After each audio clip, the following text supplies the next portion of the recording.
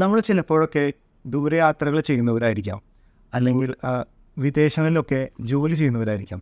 നമ്മൾ ലീവ് കിട്ടുന്ന ടൈമിൽ നമ്മുടെ സ്വന്തം വീട്ടിലേക്ക് തിരിച്ചു വന്ന് അമ്മയൊക്കെ ഉണ്ടാക്കി തരുന്ന ഹോംലി ഫുഡൊക്കെ കഴിച്ച് നമ്മുടെ സ്വന്തം റൂമിൽ കിടന്നുറങ്ങുമ്പോൾ നമുക്ക് കിട്ടുന്ന ഒരു ഫീലിംഗ് ഉണ്ട്. തമിഴിലാണ് പറയുകയാണെങ്കിൽ നിമ്മതി.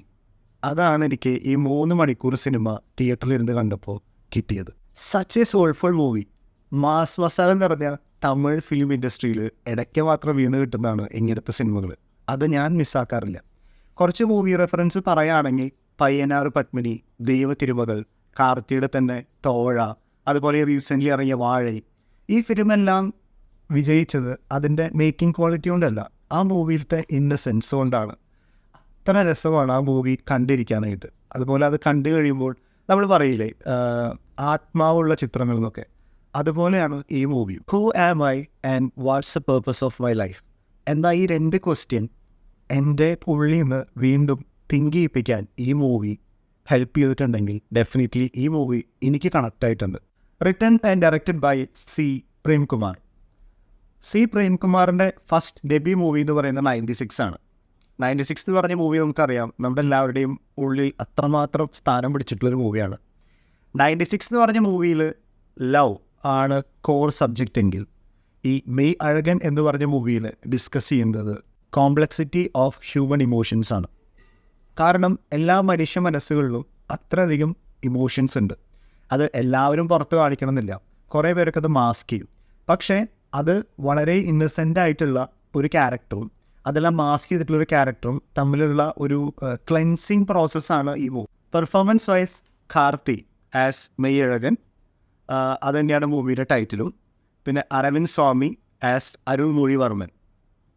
അരവിന്ദ് സ്വാമിയുടെ ക്യാരക്ടർ ഒരു സിറ്റി എന്നൊക്കെ വരുന്ന കുറച്ച് ഇംപ്യൂർ ആയിട്ടുള്ളൊരു ക്യാരക്ടറാണ്.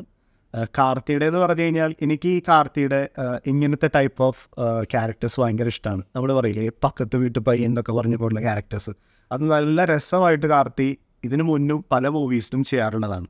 എടുത്തു പറയുകയാണെങ്കിൽ ഈ 2 പേരുടെ പെർഫോമൻസ് ഇതിന് മുന്നത്തെ പല മൂവീസിനേക്കാളും ഔട്ട്സ്റ്റാൻഡിങ് ആയിരുന്നു. അത്ര രസമായിട്ട് ആ ക്യാരക്ടേഴ്സിനെ അവർ ഹാൻഡിൽ ചെയ്തിട്ടുണ്ട്. നമ്മൾ എല്ലാ മൂവീസിലും ഡിസ്കസ് ചെയ്യുന്നതാണ് ഹീറോ ഹീറോയിൻ കെമിസ്ട്രി. പക്ഷേ ഈ മൂവിയിൽ അങ്ങനെ ഹീറോ ഹീറോയിൻ എന്ന് പറയാനില്ല. 2 ഹീറോസ് തമ്മിലുള്ള കെമിസ്ട്രി അത് അങ്ങനെ എല്ലാ മൂവീസിലും നമ്മൾ കാണാറുള്ളതല്ല.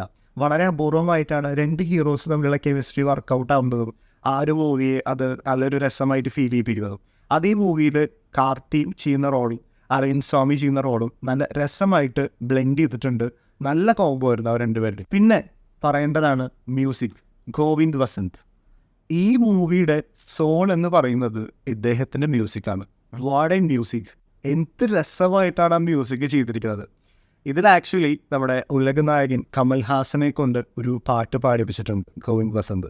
ആ പാട്ട് ഈ മൂവിയിൽ പ്ലേസ് ചെയ്തിരിക്കുന്ന രീതി, അതുപോലെ അദ്ദേഹത്തിൻ്റെ ഒരു മാജിക്കൽ വോയിസ്, അത്രയും ഒരു ഫീലിംഗ് ആയിരുന്നു ഈ പാട്ട് ആ മൂവിയിൽ ഉണ്ടാക്കിയ ഇമ്പാക്റ്റ് അത്രയും അടിപൊളിയായിരുന്നു. അതുപോലെ തന്നെ ബാക്ക്ഗ്രൗണ്ട് സ്കോർ, നമുക്ക് ഡിസ്റ്റർബൻസ് ഒന്നും ഫീൽ ചെയ്യാത്ത വളരെ സോഫ്റ്റ് ആയിട്ടുള്ള ഒരു അടിപൊളി മാജിക്കൽ ഫീൽ തരുന്ന ഒരു ബാക്ക്ഗ്രൗണ്ട് സ്കോർ ആയിരുന്നു ഇതിലെ ഓരോ scene by scene എടുക്കുകയാണെങ്കിലും.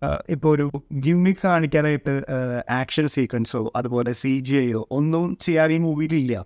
Just camera on ചെയ്ത് അതിന് മുന്നിലൊന്ന് പെർഫോം ചെയ്യുക, ജസ്റ്റ് പെർഫോമൻസ്. അപ്പോൾ അത്രയും പെർഫോമൻസ് ഓറിയൻറ്റഡ് ആയിട്ടുള്ള മൂവീസിൽ ബാക്ക്ഗ്രൗണ്ട് സ്കോറാണ് ആ മൂവിയെ വേറൊരു ലെവലിലേക്ക് എലിവേറ്റ് ചെയ്യുന്നത്.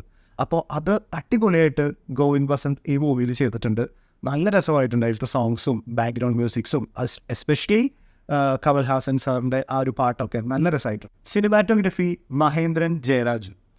ഈ മൂവി സ്റ്റാർട്ട് ചെയ്യുന്നത് തന്നെ ഒരു വെഡ്ഡിങ് സീൻ കാണിച്ചുകൊണ്ടാണ്.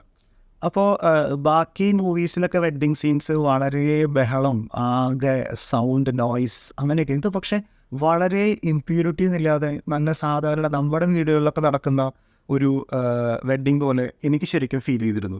ഇപ്പോൾ അവിടെ വെച്ചിരിക്കുന്ന ഓരോ ഫ്ലവേഴ്സ് ആണെങ്കിലും അവിടുത്തെ സ്വീറ്റ്സ് ആണെങ്കിലും, ആ സ്വീറ്റ്സൊക്കെ നമുക്കും അതിൽ നിന്ന് ഒരെണ്ണം എടുത്ത് കഴിച്ചാലോ എന്നതൊരു ഫീൽ ചെയ്യിപ്പിക്കുന്ന രീതിയിലായിരുന്നു ആ ഫ്രെയിംസൊക്കെ.